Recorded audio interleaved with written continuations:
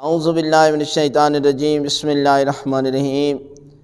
10 ربیع الثانی حضرت امام حسن عسکری علیہ السلام کی ولادت کا دن ہے، بہت ہی خوشی کا دن، لہذا تمام مومنین کو بہت بہت مبارکباد پیش کرتا ہوں۔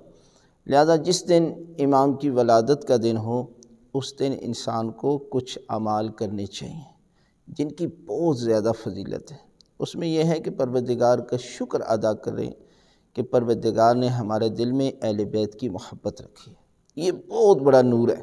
لہذا اس کے شکر کے لیے آپ 2 رکعت نماز پڑھیں، عدیہ حضرت امام حسن عسکری علیہ السلام کی بارگاہ میں عام نماز کی طرح 2 رکعت نماز پڑھیں، اور نماز مکمل کرنے کے بعد تسبیح کا ذکر بھی کریں، اور تسبیح کا ذکر کرنے کے بعد دعا مانگیں تو خالق کائنات امام کی ولادت کے صدقے میں، 11ویں امام کے صدقے میں، اس لیے کہ یہ وہ نام ہے جو اسم اعظم ہے، اس لیے کہ 14 معصومین علیہ السلام میں 4 محمد ہیں، 4 علی ہیں، 2 حسن ہیں۔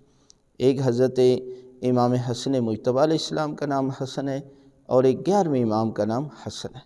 لہذا یہ وہ اسم اعظم ہے کہ اس کے ذریعے کی دعا پروردگار ضرور قبول کرتا ہے۔